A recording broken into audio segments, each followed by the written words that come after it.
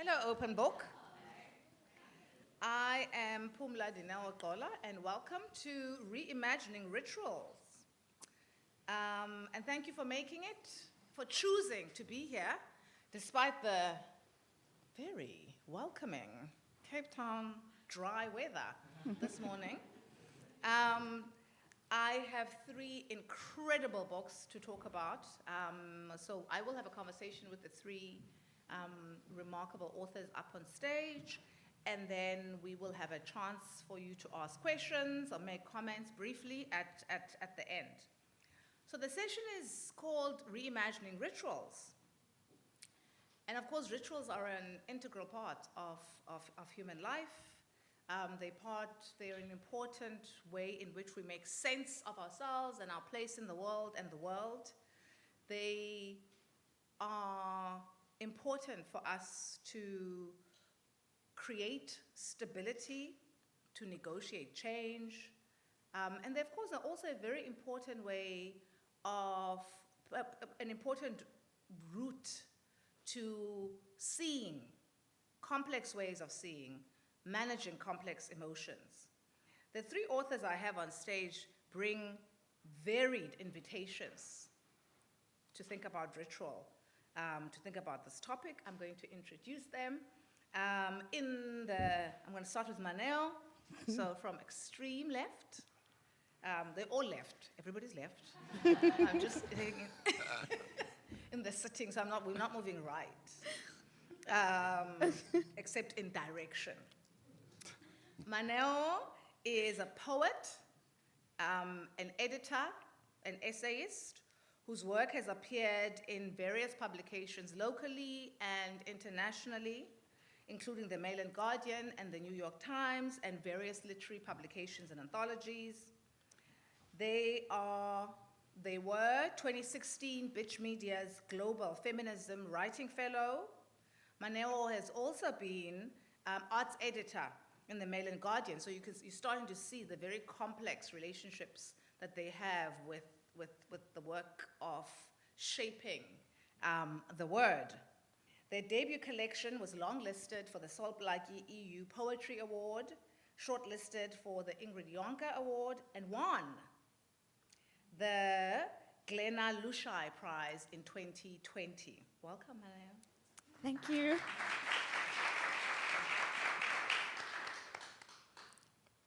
Jared Thompson, sitting next to them, is a literary and cultural studies scholar. You know, I don't have a bias towards people who are literary and cultural studies scholars. An academic in the English department at the University of Pretoria, a poet, a short story writer whose short story, Good Help is Hard to Find, won the inaugural Afritondo Short Story Prize, about which the judges said, Good Help is Hard to Find, a short story that the judges described as a wry, subversive take on suburbia and its secrecies, made all the more profound, powerful by a tight narrative, strong voice, and strong characterization. I think very similar things can be said about the about Thompson's wonderful debut novel, The Institute for Creative Dying, which is the novel that we'll be talking about today. Jared has also won several other prizes, and some of that information is at the back of the book that you will all buy. Welcome, Jared. Thank you. Hugo Canham is an essayist, an academic, a theorist of blackness and black rage, a professor of psychology whose work on the archive, feminism, queer theorization, necropolitics, illuminates a variety of kind of aspects of human life. He's had 2 Harvard fellowships. Ooh. No? Okay. Yes, I think. Maybe more than 2. Maybe more than 2, sorry. And is for over a decade was a professor in the psychology department at the University of the Witwatersrand, and has this year moved to the University of South Africa. Welcome. And Riotous Deathscapes is the book we will be talking about today. Hugo, Canham's third. Is it your third or your fourth? I like the numbers you're giving me. Third book, third and most recent book. Welcome, Hugo.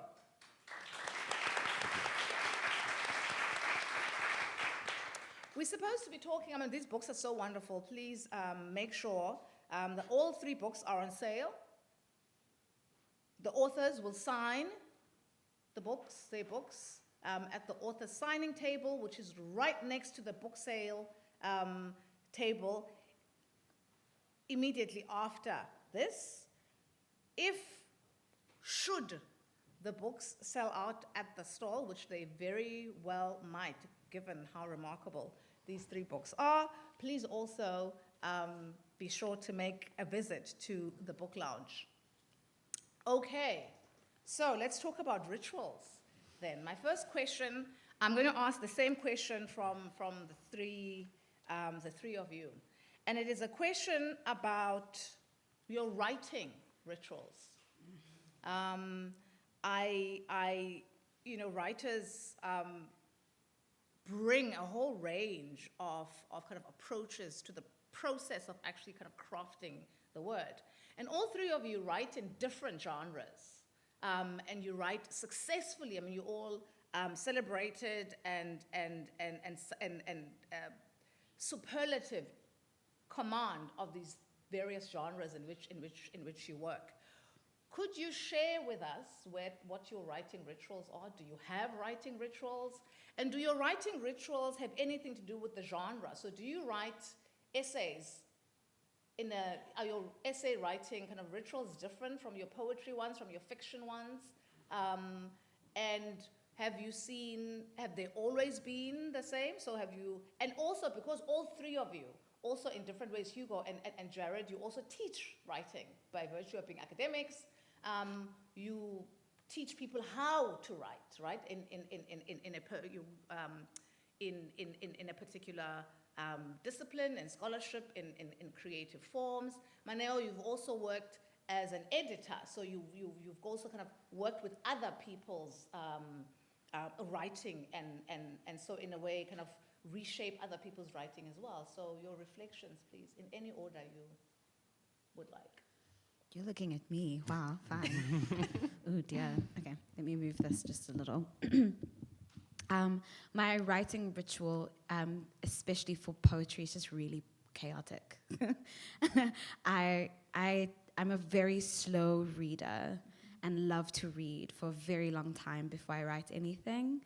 I'm of a school, one of my favorite mentors is Juliana Dineo Gqola, who is an incredible Ugandan poet, and she kind of instilled in me this slowness with poetry that you should digest as much as possible. And as a result, because I'm a teacher's pet, I really like I think that as a remainder, as like a residue from that insistence to be slow, I love to read a lot. And in trying to put this book together, I created like a spreadsheet. I was very like type A about it. I put a little spreadsheet together that I called The Sleeping. And it was like narrative models, because I think what was difficult I'm a very lyrical poet and quite queer in a way, where it's just like I'm seduced by the image first, and I really needed to stretch myself, or I felt like I needed to stretch myself narratively. So I put together like a table of 50 different poems, of narrative poems that I thought were really excellent from majority queer and trans writers, a lot of them being Black. And yeah, I studied a lot. And then from there, I think the metabolizing and sort of digesting is more mysterious. So a lot of naps. I take a lot of naps, which help. and walks and talking to a lot of other poets too. And then there's this irrepressible itch, I suppose, when you're ready, which I experience as overwhelming anxiety of like, oh God, it's time now. And what I usually do is just shut myself away for about 2 to 3 weeks, and no one is allowed to talk to me, but I'm allowed to talk to everyone because I'm hopelessly social. And then, yeah, by the end of it, I have a really messy, breathing, fleshy manuscript, and then I kind of lob it over to beta readers. And then from there, it kind of shapes itself into what it kind of tells me what it wants to be. I think a lot of work in poetry, or my work as a poet, which differs in different mediums because I write in different mediums, is getting out the way. Because I think poetry is deeply mysterious. It has its own agenda and its own engine and its own needs and desires, and usually a lot cleverer than mine. So I just get out the way, and then the book usually tells me what it wants to be. And in your other medium? And now, because I'm trying to kind of stretch myself into fiction, that's even more chaotic. Because I'm just, I honestly think that fiction writers are like witches for real. Like, what are you doing? What, like, wow. So now I'm, again, like slowly digesting, but now I think it's a little bit more strict. I really love theory. So I'm reading a lot of theory, a lot of literary criticism. And I think that grounds me. Just I had a really beautiful conversation in Berlin last year during the African Book Festival with Hugo. And he was like, oh, poets are sculptors. You get to just write something and it's an art object. It can exist as an art object, but novelists are architects. Like, you have to build a working house. Yes, the window is pretty, but does it open? Wow. Yes, the front of the house, the facade is gorgeous, but when it starts raining, is it leak-proof? Can people live there? Does it keep you warm? And I think that novelists I really respect because you have to be functional and like structural. You have to think about plot and character. And as a poet, I'm like, something arrives to me and I'm like, okay, let's go with it. Okay, that's it. Yeah. But I'm trying to kind of switch gears from being a sculptor into like a hard hat boy. I guess. It's not going well right now, but we have hope. We have hope. Deep hope. Yeah. Incredible. Wow. Yeah, no, I resonate with what Maneo said about taking naps. Simply because, like, I always feel like I'm more creative in the mornings. I think after 12 is where, like, the creativity, I think it's maybe just the day-to-day practicalities of life start to creep in. It's like, okay, wait, I have to eat, I have to make coffee, I have to run to the shop, whatever. But I think my theory at least is that, like, in the morning, that barrier between, like, the unconscious and the conscious is, like, just a bit flimsy, and you still, like, can kind of remember your dreams, or they can still kind of impress upon you. So I like writing in the mornings, and trying to, I think also that censorship, that, like, inner voice is still, like, not as loud in the morning, so I can come to the page and create. And I'm someone that also likes to work in, like, short boundaries, so I'll set myself limits, like, give me 500 words this morning. Wow. Or give me 1,000 words. And I think it helps ease my anxiety, because once that goal is hit, that burden is lifted, and then I can do whatever I need to do for my day. I also feel like I'm drawn to, like, bodies of water, so I like thinking about my work in the bath. I love taking baths. The more bubbles, the better. Oil, bio oil, whatever. I just love pampering myself and being in the bath. And sometimes I'll light candles or listen to music, and then I'll just let my mind wander. So it's a lot of daydreaming and just, like, finding associations, and then a lot of, like, sort of collecting archives, whether it's, like, interesting tidbits of conversation or things that you see outside, and just, like, collecting that archive until it, like, gets to, like, a critical mass where I can use this now, this collection of quotes or interesting insights, and I can use this to build something else.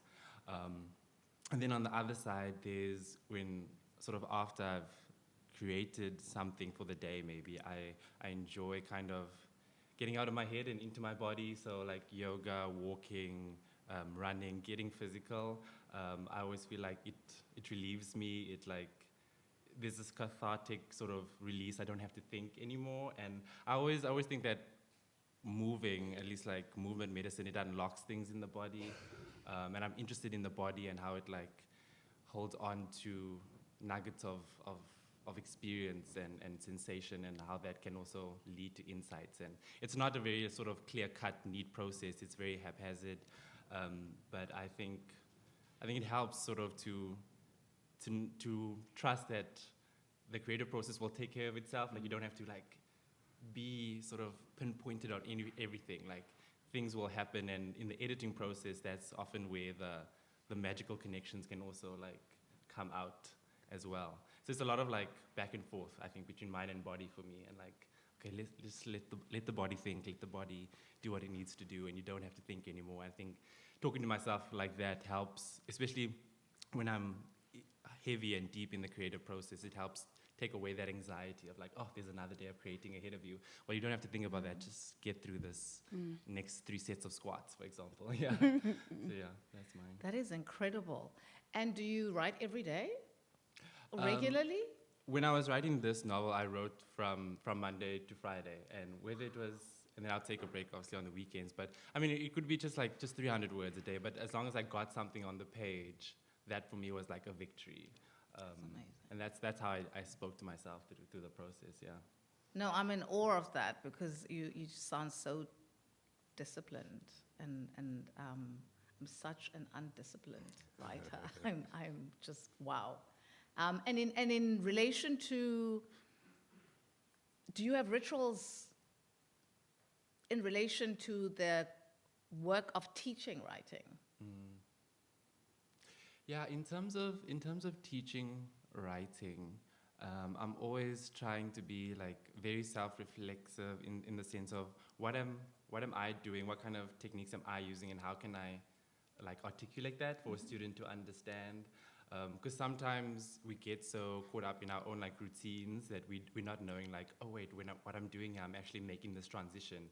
But sometimes you do so automatically. Like for students, sometimes you have to really slow down the process and like, okay, notice what is happening here in this transition. So I think for me, it's kind of like looking at a work and then just picking apart the step-by-step process that maybe a writer is doing, and what I at least think they're doing. And I always tell the students, like, I'm just offering an interpretation of what's happening. You might come up with something and see something else that the writer is doing, and then we're having a kind of conversation. So I like, in terms of teaching, I like the teaching process to be organic and have it be kind of a back and forth. And so they can challenge me on things, and I can challenge them. And in that way, I hope we kind of reach it doesn't have to be a consensus on the work, but a kind of deep understanding of, well, this work can mean so many different things. This work is so nuanced. Can you see how flexible language is, and how like people can fight over language, and it's quite territorial sometimes as well. So yeah, I enjoy teaching that way.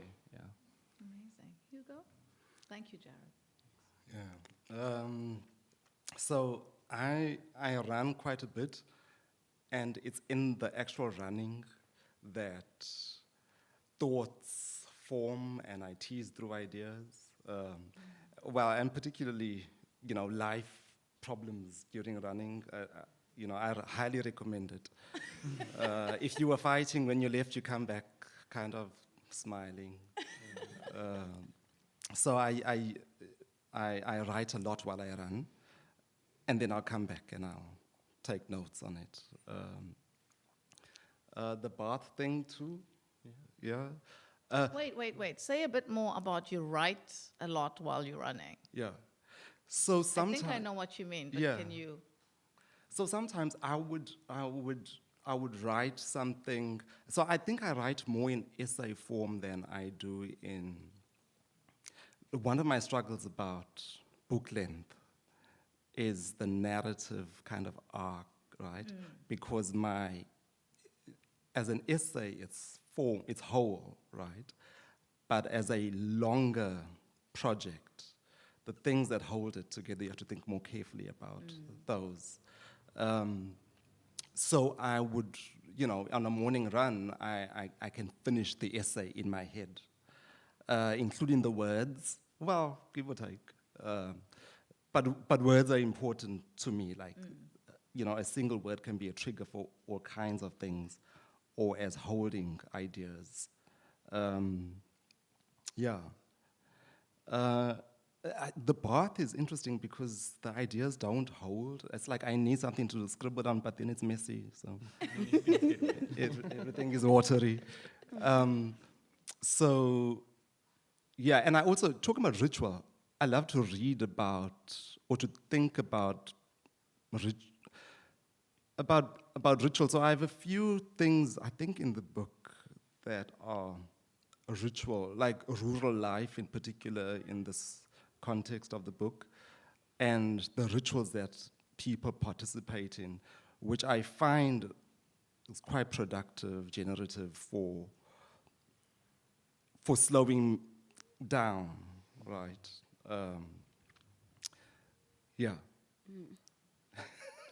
And so the writing when you're running, the sometimes productive, sometimes just messy bath process, does it work similarly for your kind of experimental essays as it does for your more academic essays? Because you do a wide array of essay types.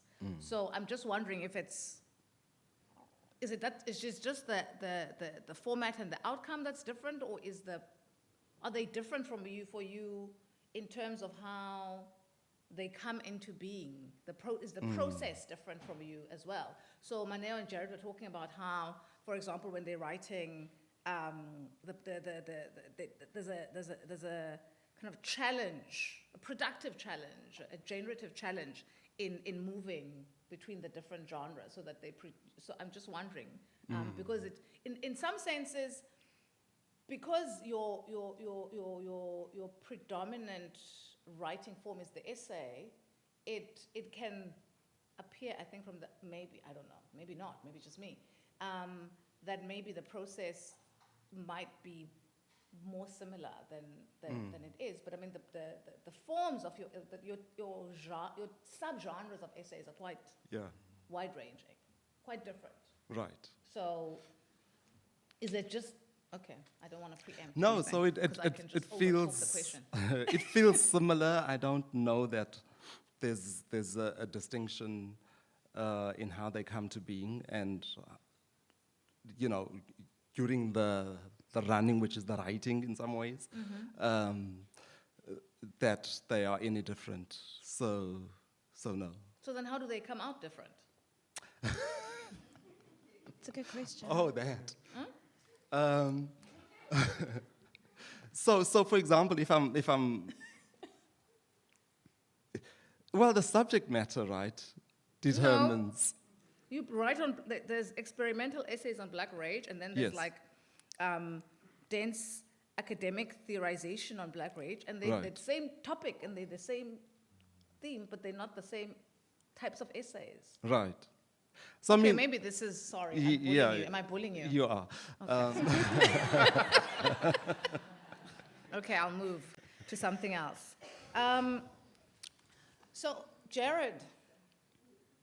Oh, you want the answer?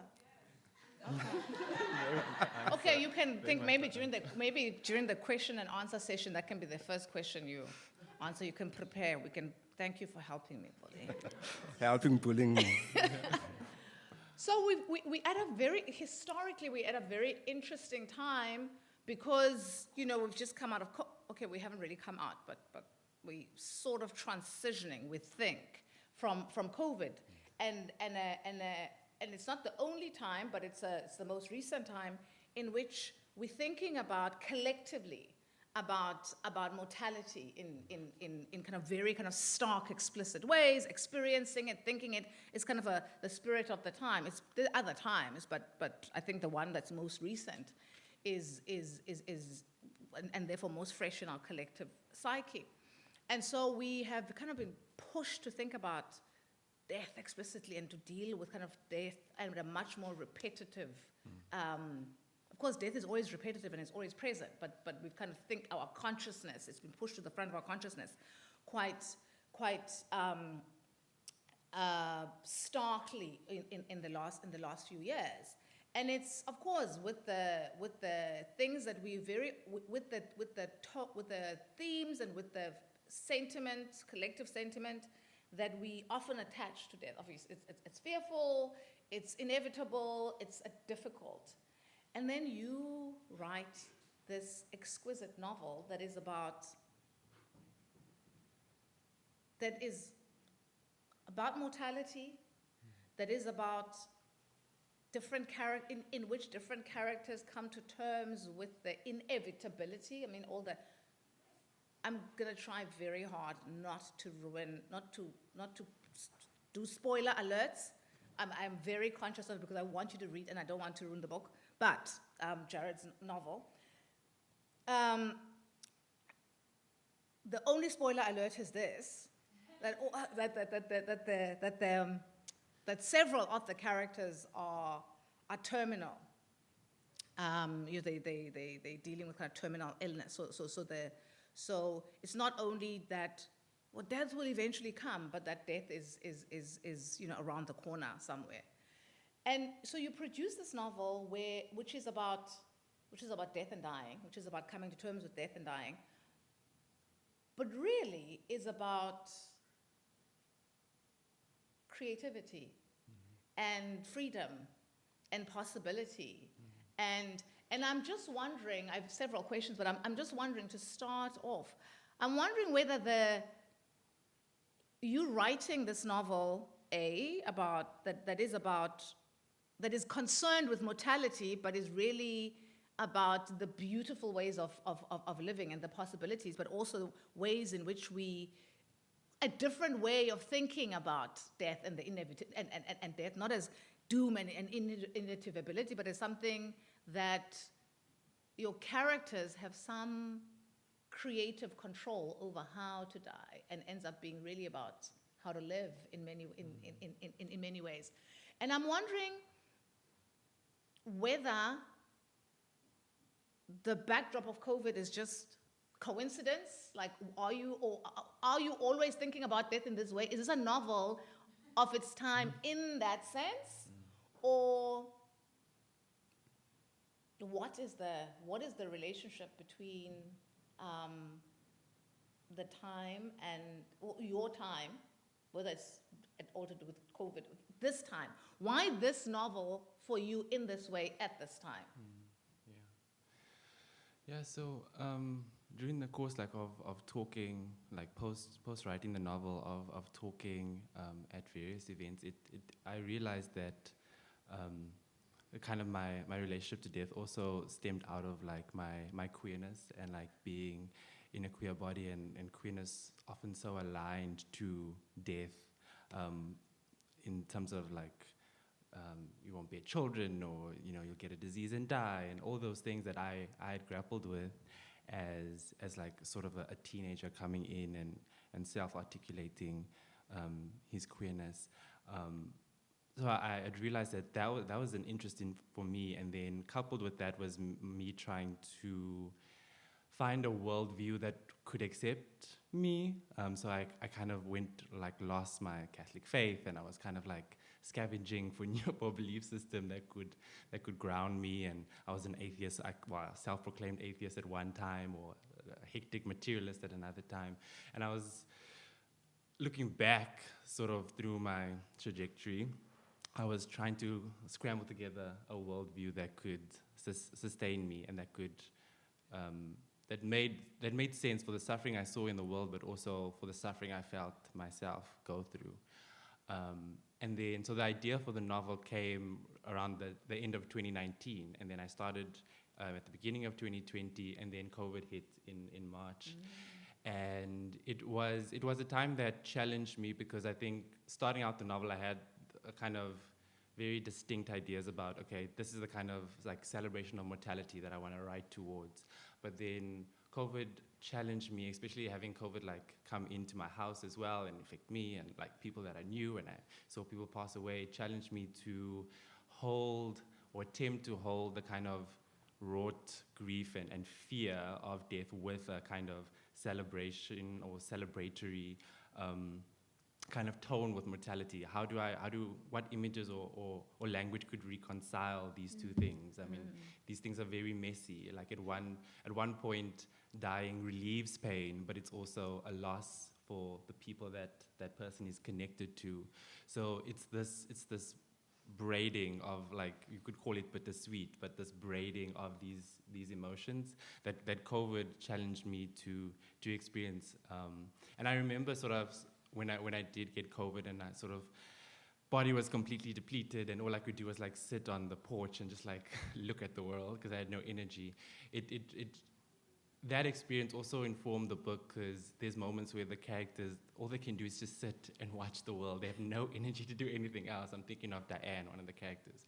And just that experience, like you're sitting and you this kind of embodied experience of dying or being sick, you're watching the world like pass you by, but you're also part of the world. So you're in the world, but not in the world. And you kind of this watcher, but also participant. So COVID also informed like my writing towards that. So, but in the other times, I grew sick. I grew sick of there's so much death around me, and I'm writing about death. Like I grew sick of also writing about this subject. So I also needed those breaks, needed times where I wasn't thinking about it. And I think it reminded me to also stick to the joys in the character's life, the kind of small pleasures that they do have, whether it's in food or partying together or getting intoxicated, like those kind of pleasures that they reach for. It reminded me to also keep those moments in the book as well. Like it doesn't have to be all doom and gloom. And my own sort of this oversaturation of death helped me, or reminded me that remember to keep that joy, those elements, those threads, throughout the narrative. And I mean, I think that it's such a beautiful world. I know it's a world of death, but I'm thinking even of that incredible relationship between Mustafa and the mortician, right? Which is what are the characters that facilitate this kind of this transition in these other characters into kind of thinking about your death as something that you have some control over. And their relationship is so much about life, but also is haunted in some ways by death. They're dealing with it all the time, but it's also haunting them in other ways. Anyway, I'm going to ask you if you can read from the section that I asked you to read from. Okay, I will. I don't need to give context, right? I can just go. It's up to you. Yeah, you guys can We want them to read the book. Go read the book. Yeah, read the book for context. Okay. Victor's pool was icy. Their bodies redirected blood away from their skin and in towards the core organs, keeping their temperature steady. The mortician swam down to the bottom of the pool and stayed there, watching Mustafa float on the surface. She emptied her lungs and sat there for as long as she could before rising. I have to say, she began between gasps, if it wasn't for you, I'd have made a bonfire out of the property. Mustafa lifted himself out of the water's delicate hold and swam to the edge. You want to leave, I know. When were you going to tell me? Or did you not think our friendship deserved that? Friendship? Mustafa climbed out of the pool and sat on the hot paving. Whatever this is, it's not real friendship. Real? What is real, Mustafa? Owning up to the things we have kept from one another, even when it hurts, that's real. With it, in it, through it, Mustafa whispered. What? We knew, didn't we? How fine the line was between liberating people on their own terms and dishing out another catch-all cure. We can learn from this, make better choices, together. Babita, you can't stand having to depend on others, knowing that you don't have all the best solutions. He picked up his towel. Don't leave. I am the only one who accepts you. All of you, said the mortician, eyes red, water dripping off her chin. If death was the only thing that brought us together, why not let it be the wedge too? Mustafa strolled into the house, drying himself off. As she watched him leave, the mortician felt their friendship obtain a kind of sacredness. A wall had breached between them, and all she could do now was write little prayers, roll them up on tiny pieces of paper, and fit them snugly in its crevices. How many prayers would it take to scrape the cement out from between the bricks? Would the wall even collapse if it was, indeed, prayers that made it crumble? She floated on the water, wondering how she'd counsel the residents with such equanimity, and yet couldn't save herself from the loss invading her. None of her techniques could solve the wretched feeling, and even though she trained herself to accept loss as the immovable state of the world, she nevertheless wanted to lie down, grieve for its limits. A feeling, as imperceptible as an electric short circuit across water, jittered through her. For as long as she was alive, the self she thought she had a handle on would surprise her with its fixations and orderings. There had never been a handle to grasp at in the first place, only best guesses, eager snatches, until death showed life just how vibrant it really was. She placed her towel down and stretched out on the hot paving, listening to the raised voices coming from a nearby bedroom. Mustafa was no doubt telling Lucas he was leaving. She didn't mind Lucas. If he were up for it, they could rebuild the institute together. She could do with an apprentice, in Cape Town, perhaps. Sitting up, she scratched at the pimply red rash that had developed on her hands over the last week and a half. Parts of it had evolved into tiny fluid-filled blisters that she took small pleasure in popping. Stress. Time off was needed, a detox from the lives she'd been submerged in. Each of the residents had to be forgotten, reduced to journaled observations and video recordings so that she could embrace a new cohort.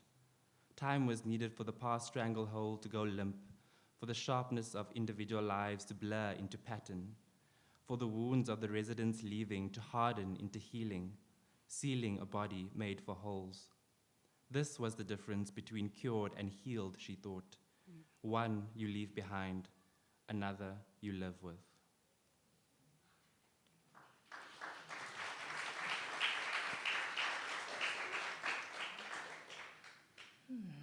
Thank you, Jared. Sure.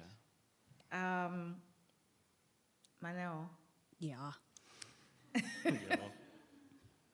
relationships, relationality, which, one of the kind of recurring things in across all three books. You all come to them in such different ways. One of the things that poets love to do, I mean, other writers, other kinds of writing too, but it seems one of the, it's a beloved ritual of poets, is the poet dedication. And you, because you're a troublemaker, Guilty. I was really intrigued and tickled and provoked by the specific ways in which who you dedicate poems from, who poems you extract. There's a lot of other poets and other kind of artists. But as soon as you recognize that pattern, you realize, but it's not doing the same kinds of things. Do you want to speak a little bit about what those relate? Because sometimes the dedication or the epigraph doesn't immediately make sense in relation to what the poem is really about. And so you then have to kind of think about the relationship much more. Whereas we very often think, okay, the quote, we'll see the link. Oh, it's a thematic. Oh, it's a same kind of thing. What are you doing? Yeah. Or why are you doing? Okay. How are you doing? Whatever. I really love intertextuality as a tool, as like a citational tool, but also as beating back against loneliness. Writing can be so lonely. And I think in writing a book about sexual violence, but specifically like as a narrative of my own really murky journey through trying to heal from trauma and reckon with trauma, and then understanding that in touching my own individual trauma, I was really touching a matrix of oppression and systems and power, and I really wanted to draw a map of relationships and intertext and text that touches each other, but also kind of like tell you a little bit about myself in the same way and the relationships that are important to me. So, I mean, Nakane opening up section 1 is because I remember Piggy Boys Blues launching in Melville, and Nakane was talking to Lebu Mashile, and I remember shaking, being in the line asking for my book because I hadn't encountered a novel that was so squarely, and not obliquely, but squarely facing like the mouth of sexual violence, but queer sexual violence, which felt like a very taboo topic. The way that we talk about gender-based violence, even like I can't stand that term. I can't stand the language, the GBVization of sexual violence against women and children and queer and gender non-conforming people in this country. But I wanted to think about language in a really fleshy way. And the easiest way to do that is to like think about people. So Nakane's epigraph does that too, but also on the level of the poetry, on a formal level, I'm writing things like glosas.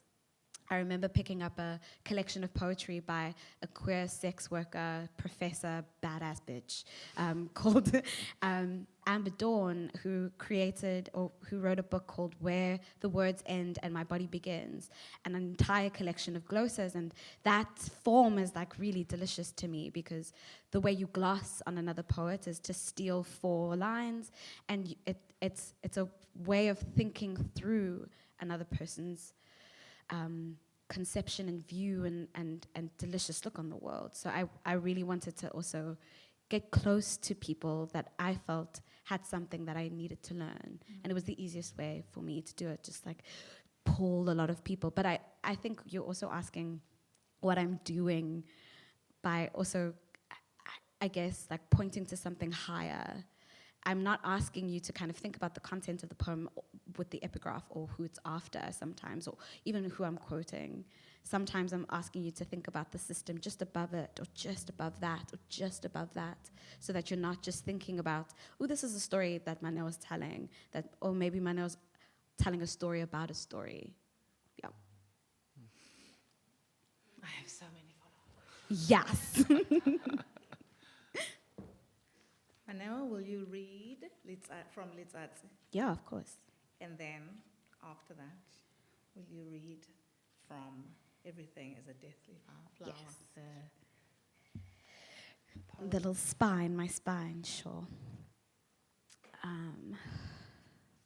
Do you need me to tell you where they are? No, I think I can find them. I love you as a bully. It suits you. Okay. This is Lizadzi. In your mother's red Golf, you ask her what Benoni means. Son of my sorrow, hearing the sun instead, you turn the word over in your mind like a coin. Ghosts are living in mine dumps as your mother drives you home. Honeycomb mountains are brittle. Tomorrow, you ask her for a crunchy after school. Like all names of the Bible, Benoni sounds ancient. Out your mother's mouth, magic, menjik, magic. You are still small enough to hide inside the good book's rice paper pages. You do not know yet what you are. Have not had Leviticus angled at you like an ice pick. For now, the Bible is a hand drum for women draped in white and blue. Kokatlehong, in a pockmarked garage, there are women made of clouds and ocean. They make terrifying sea-wide music. Skupu, the plastic bottom of everything that has a heart. Shells and bottle tops on ankles. How neatly old and new gods sit together. In school, you meet a man named Cecil John and learn the word pioneer. Turn the word over in your mind like a coin. Your mother is a witness. Your mother is a pioneer, not yet knocking on doors to tell the people about the good news. You wonder if Cecil was a witness too. Wonder on whose doors he knocked, for which God, to spread what good news.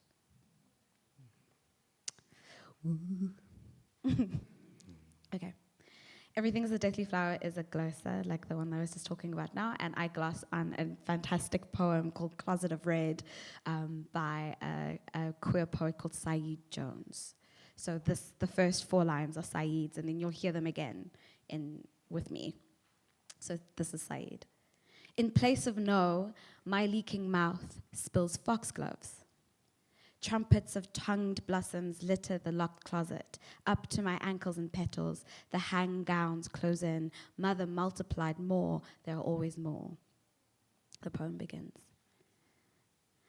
The memory returns to me as a dream. Ink blot rising, black, weeping porous on the night's page. In place of my room, I lie sleeping in an open forest.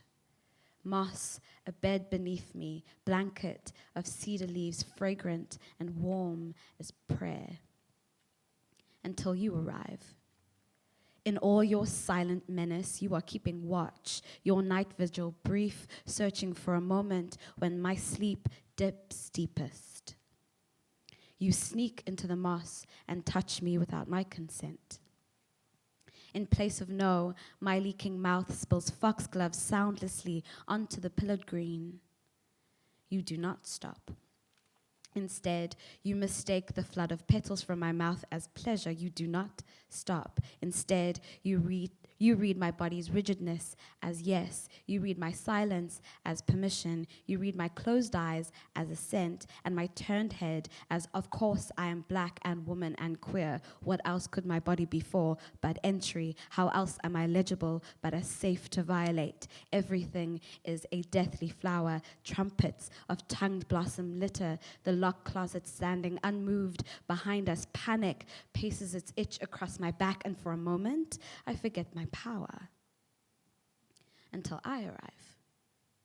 In the dream, everything is different. I will my eyes to open. I throw you off of me onto the floor. I summon the vines to snake around your wrists like venom. In the dream, the ground asks you what on earth you are doing. In the dream, everything rises to protect me. The petals from my mouth are survivors. I am up to my ankles in petals. The hang gowns close in, ensnaring you, and suddenly I am safe. Everything is different in the dream. In the dream, I am safe forever. I leave my moss bed with bare feet. Somewhere, a lover calls me by name. Gift mother, he says. We find each other by the water. I leave the foxgloves behind me. Every petal that fell from my mouth is a survivor. They are my mother, multiplied more. There are always more.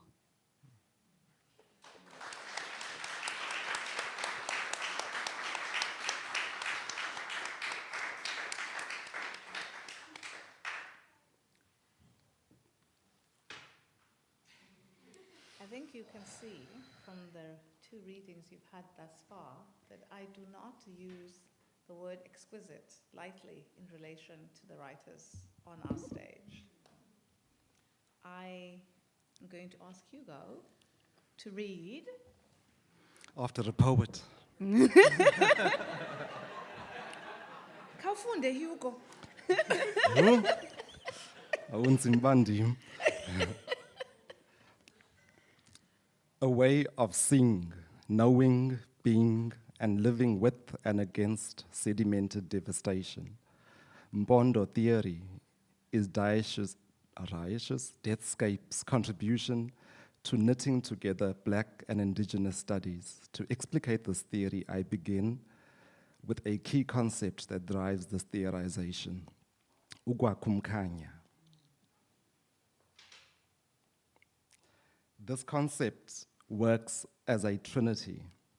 It is a feature of Mbondo theory, a practice of the theory, and a scholarly method adopted in this book. As a scholarly method and practice, Mbondo theory, ugwakumkhanya, enables the book to stage a meditation and portrait of Black life in the rural margins. I begin with the coordinates of Mbondo theory through the practice of ugwakumkhanya. I lift my hand and shield my eyes. Let me be poetic. I think we've had this argument, sorry. In Isimpondo, the language that I first spoke as a child, this action is ukwakumkhanya, creating a shadow in order to illuminate, shielding one's eyes in order to see far. The paradox of creating light by blocking the sun's glare. Ukwakumkhanya is to block out distractions and draw into sharp relief, to throw shade or create a shadow over the face. It enables tunnel vision in order to focus the gaze. Ukwakumkhanya is to pause, to double take by looking again, refigure.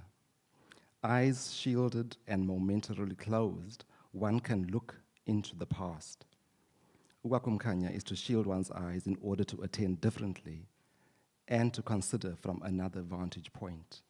This way of looking can also be performative, a pretense not to see, to look blankly or past someone. Looking this way allows us to feign surprise, but also to express real surprise. This is a way of looking selectively by adopting a register that enables one to attend anew. By blocking out what one does not want to see, this is a very deliberate way of looking. It manages and orders excess.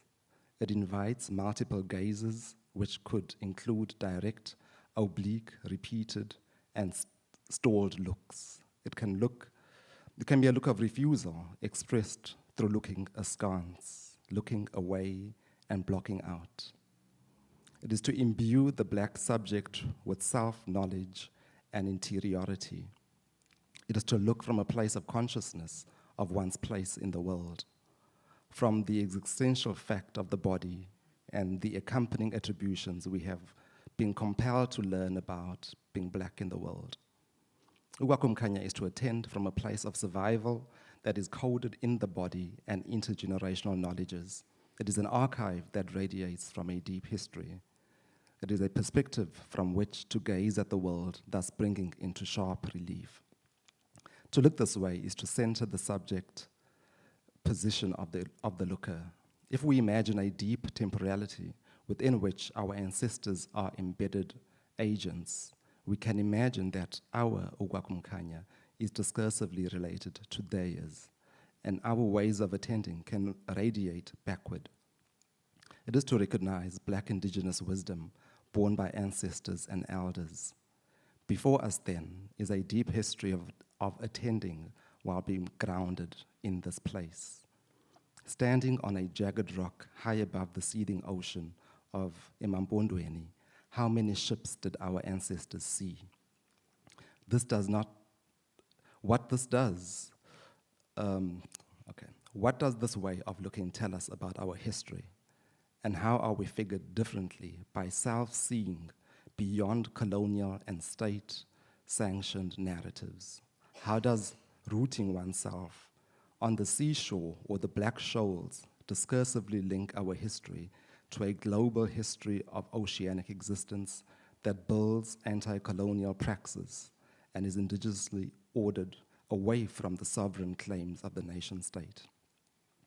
What do we see when we look away from the colonial and neoliberal state and instead create ukwakumkhanya? But this is not limited to sight. It is to attend with all sensorial registers.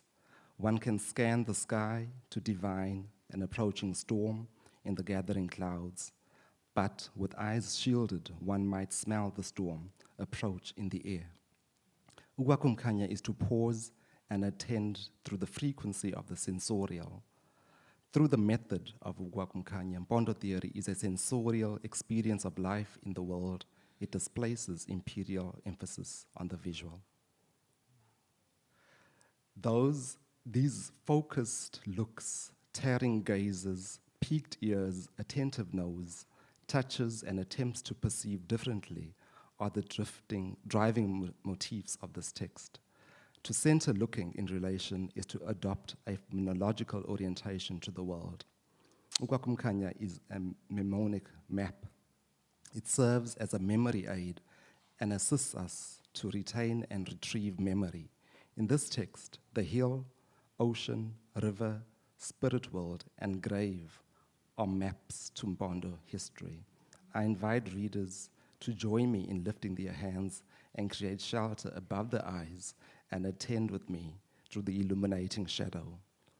The place about which I write has a righteous landscape of rolling hills, tempestuous oceans, plunging gorges, meandering streams, disappearing graves, and flooding rivers. Uwakumkanya is a grounded way of attending from these sites. Thanks.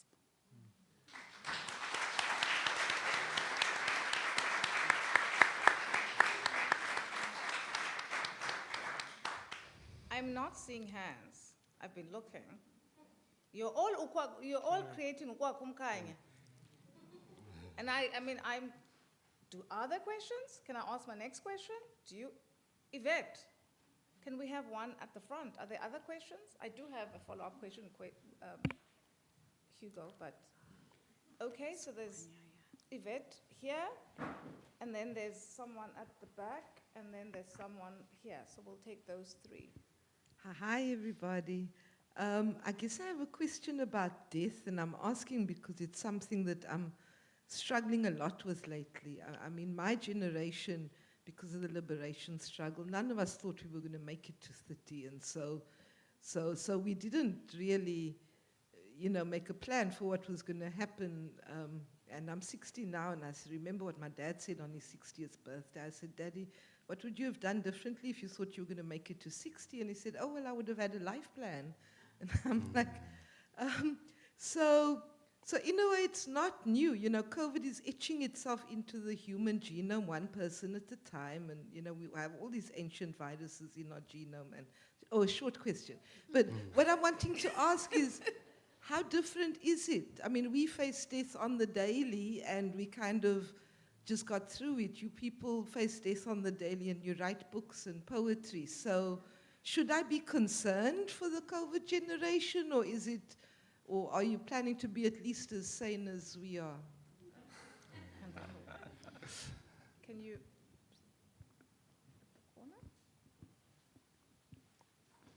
Pardon my ignorance, but I'm actually sitting here very confused. The topic was, what is? Reimagining rituals and sort of through imagining, that was my understanding. Through imagining, we'll try and find new ways to live, right? That's what I'm saying. Maybe it's my ignorance, but that's how I read the program, yeah. So I'm sitting here very confused. Okay. Because I find that we spoke about the rituals of the different writers, but we didn't address that as a general topic that affects all of us and how we can then reimagine those. Okay. Yeah, so that's where I find myself now a bit lost and confused. And what was this about, actually? Okay. That's where I am. All right. And then there's someone at the back with the, yes. On the left, yes.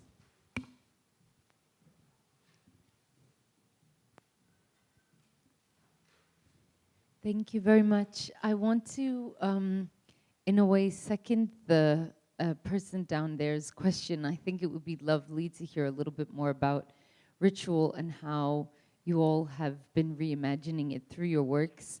But my question is actually for Jared. It was very interesting, Pumla, what you were sharing with us about his work and his book.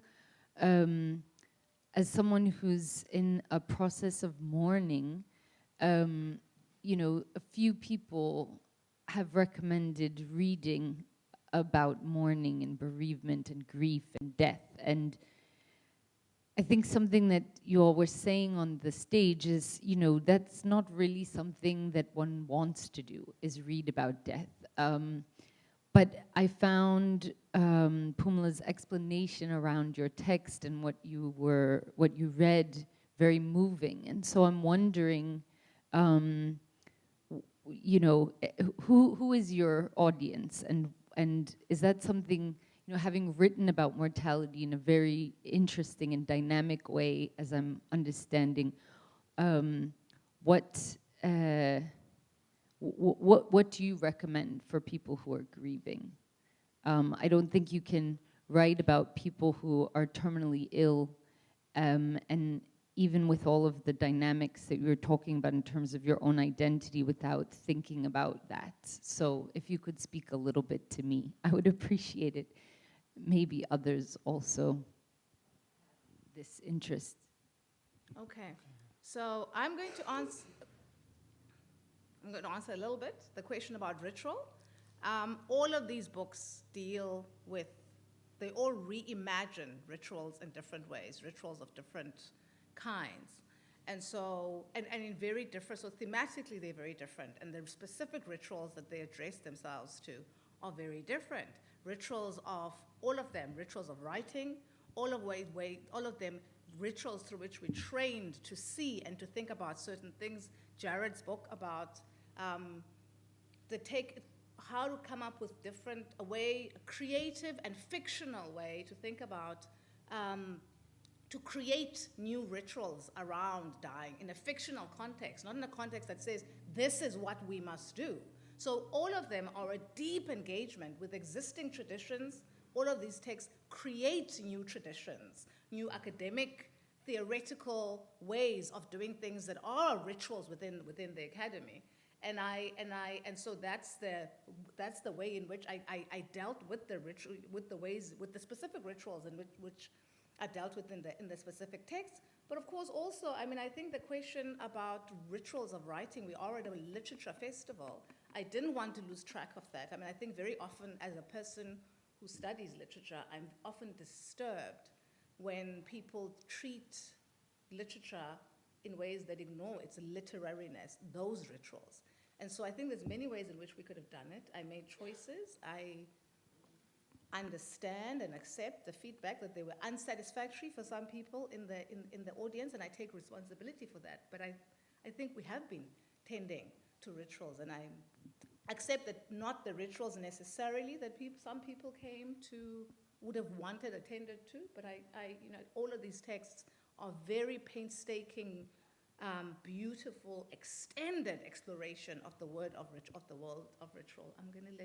I just wanted to answer that one because obviously it was shaped by decisions about which questions to ask and which questions not to ask. And then I'm going to let the panelists answer the other questions, or even the rituals question. Okay, I'll jump in about the question about grief. So during the writing process, I leaned a lot on Tracy K. Smith, The Body's Question, and there's one poem in particular that was quite sort of inspirational and grounding for me. And in that poem, she's kind of talking about losing her mother, and she sort of goes through this process of saying sort of the body's memory, the body's appetite, the body's a question, what do you believe in? So that was kind of like the creative impetus for me. And in the more kind of day-to-day dealing with grief,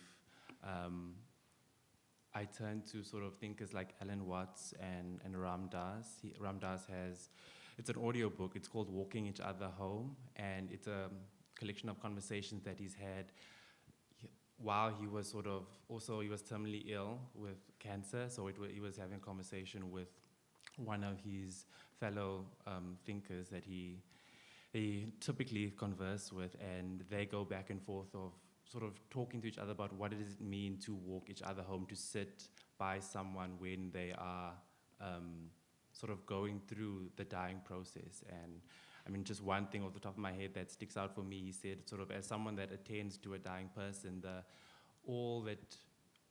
what he says at least, all that you need to do is kind of, you work on yourself, just being there, you know, just showing that your presence is enough. And that's just one tidbit that I use and that I drew from as saying, you don't have to do a lot sort of in the creative process of like, oh, I have to have these characters say something pertinent about death. Sometimes it's just the being there with one another in this process and witnessing and working on yourself, and that kind of feedback loop is enough Because sometimes, especially with death, which is what the book also kind of tends towards, and one of the epigraphs, it says that sort of symbols are inadequate, right? So all the lush language of the novel is trying to get towards something, but at the end of the day, there's always that caveat that symbols are not enough for this kind of experience. And that's where I kind of leave it, that kind of, I'm gonna try and give you as much sort of ritual, metaphor to work with, but at the end of the day, that emotion is gonna come and you have to witness it and feel it, yeah. I think I want to ask or address is the COVID generation going to be okay? I don't know. Also, I recently read a really fantastic book that was edited by an indigenous queer theorist, scholar, essayist, poet also, called Joshua Whitehead. And the book is called Love After the End. And what I really appreciated about Joshua was like the reminder that for many people on this earth, the world has ended many times over.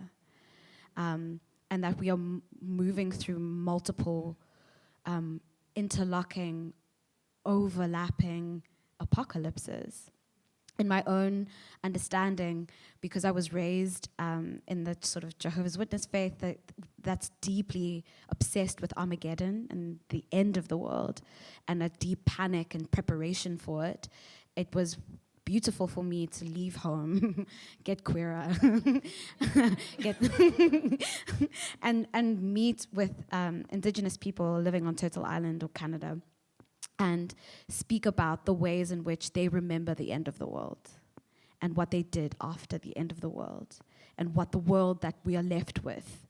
And in thinking about settler colonial violence specifically, especially in Cape Town, which is so sharp for me, I think that there is a way that especially Batsu in this country, like black people in this country, are moving through multiple ends. And in hearing the deep resonance in you saying, I really didn't know if I was going to make it past 30. I know that there's trans elders that I have in my life that are like, I don't know what to do. I just turned 40.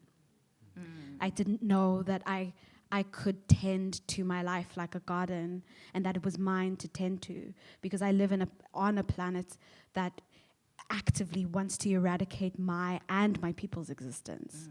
So I think how I deal with the end of the world is being with people where the world has ended for us many times. And with deep hope that there is love after and life after all of the ends.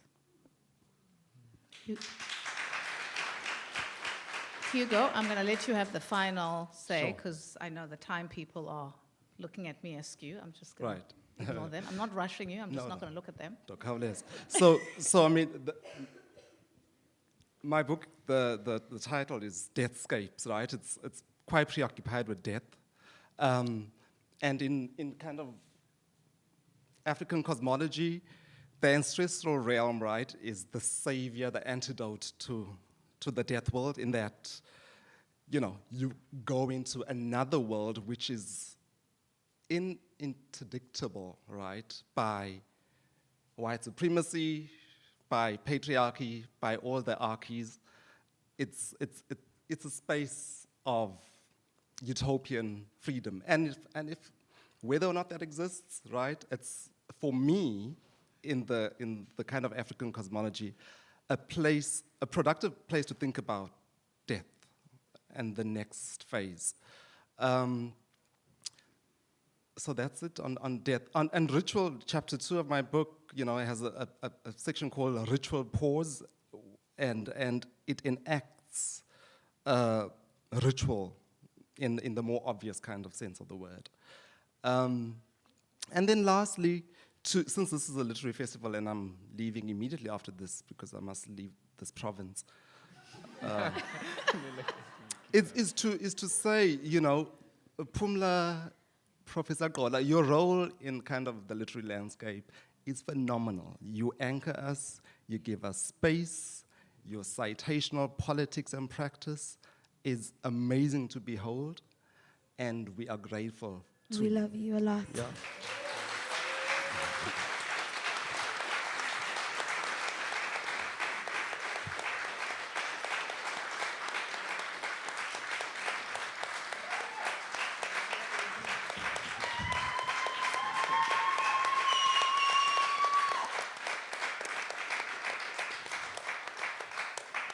Thank you, Hugo. I didn't, yeah, okay. Thank you. Thank So you. much. Thank you very much for your questions, for your challenges, for your provocations. Thank you to the wonderful Maneo Mohale, who has written, "Everything is a deathly flower." Is it It's sold out? It's sold out. As I said, Thank you. if it is sold out, go to Book Lounge, go find it somewhere else. Believe me, you want this book in your life. Amen. Squeak. Let the pastor say amen. So cute. Thank you to Jared Thompson, whose debut novel is The Institute for Creative Dying, a novel that really challenges you in the most beautiful and the most transformative and the most provocative ways. A novel, I read parts of this novel and I stopped and I started again and I went back and I read it multiple times. Buy his novel, get him to sign his novel immediately after. It is called The Institute for Creative Dying. You think you know what that means until you read that novel. You heard him read from it. Hugo Canham's most recent book is Riotous Deathscapes. It will change your life. I was discussant at the launch, and I'm still obsessively thinking about it every day. Thank you very much. You have been fantastic. And thank you to